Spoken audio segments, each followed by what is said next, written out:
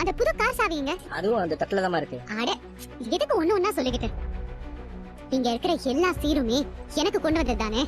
ஆமாமா. அது எல்லாம் நம்ம வீட்டுக்கு எடுத்துட்டு போங்க. ஒரு தேங்காய் மூடி கூட இந்த வீட்ல இருக்க கூடாது. எதுக்கு எல்லாத்தையும் எடுத்துட்டு போக சொல்ற? அதெல்லாம் என் புள்ளைய கல்யாணம் பண்றதுக்காக கொடுத்த சீரு. காரு 200 பவுன் நகை எல்லாம் வாங்கி தரேன்னு சொல்லி தானே உங்க அப்பா கொண்டு வந்திருக்காரு. அப்புறம் எதுக்கு எல்லாத்தையும் எடுத்துட்டு போக சொல்ற? என்ன போஸ், இந்த நகை பணம் அப்புறம் வெளியே இருக்க காருக்கும் ஆசைப்பட்டு தானே என்ன கல்யாணம் பண்ணிக்கணும்னு நினைச்சேன். இப்ப நீ என்ன கல்யாணம் பண்ணிக்கிட்டதா? ஆனா இப்போ நகை பணம் கார்னு எதுவுமே இல்ல. எல்லாத்தையும் உழைச்சு சம்பாதிச்சாதான் அதோட அருமை என்னன்னு உனக்கு தெரியும். என்ன அங்கிள், நான் எடுத்த இந்த முடிவுல உங்களுக்கு ஒன்னும் ஆட்சேபணம் இல்லையே.